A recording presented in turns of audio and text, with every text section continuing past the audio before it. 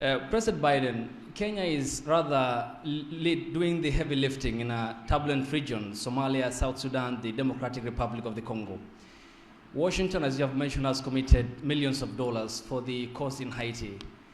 Isn't it ironic that while America is ending its forever wars in Afghanistan, the latest in 2021, under your leadership, when you withdrew troops from Kabul, and that you're committing Kenya to another foreign wars 12,000 kilometers away from Nairobi? I mean, why the discrepancy, why the dichotomy?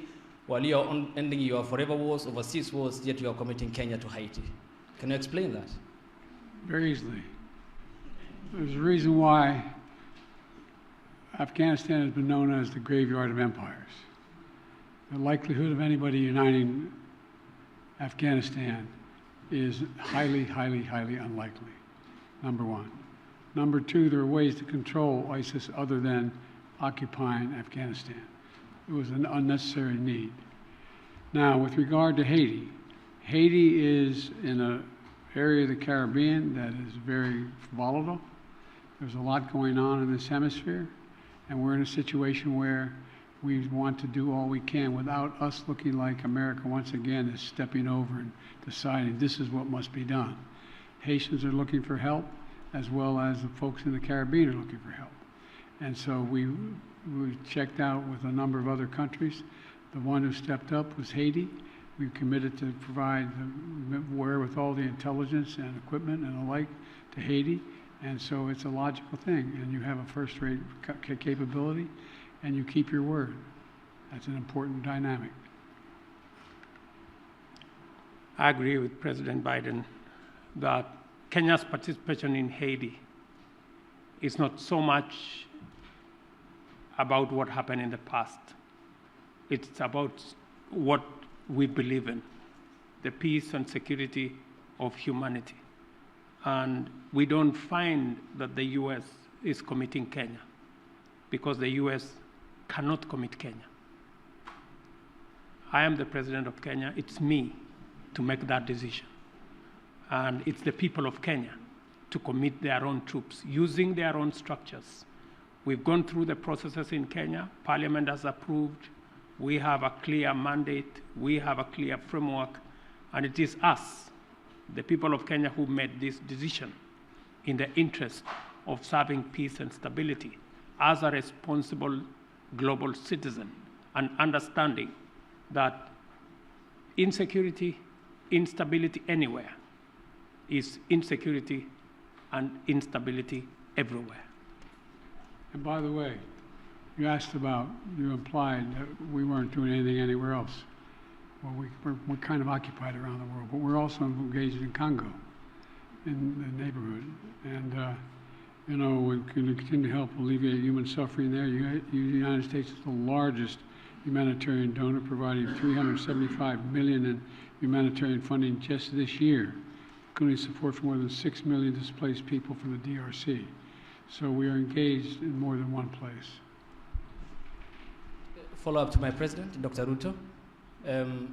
You said that Kenya is committed, and in your Carter speech in Atlanta, you said it's based on humanitarianism, helping Haiti out.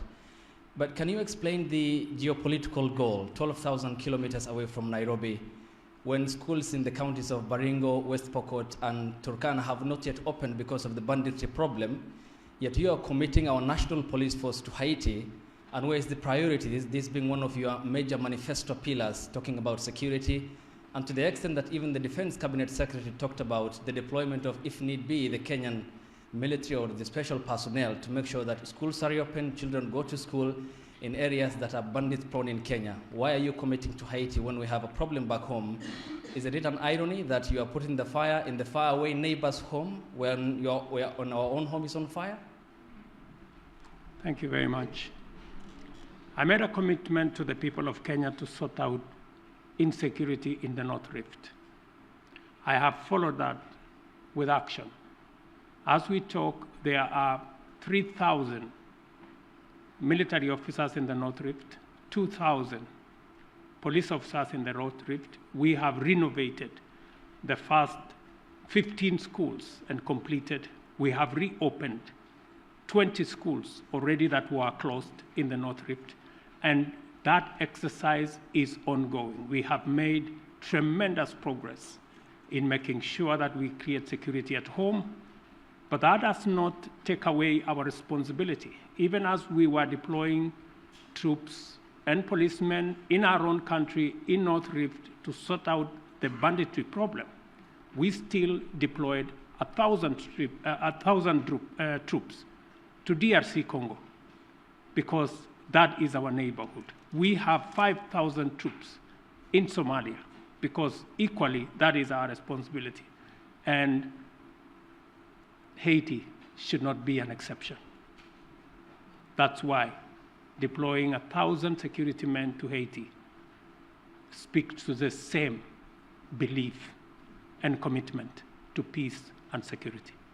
Yeah, that was the other big controversial moment that I think is going to be played back for the President Ruto, the fact that he's going to be in a little pressure, particularly in his own country. The fact that that reporter there is very well known in Kenya, is one of the biggest names domestically, and he had a very valid question. Why are you sending troops to Haiti, sending them to the fire in Haiti when there's a fire at home? And his answer was, well, they need help. It's very logical, and Kenyans keep their word. But whether or not that will satisfy the population is certainly a question.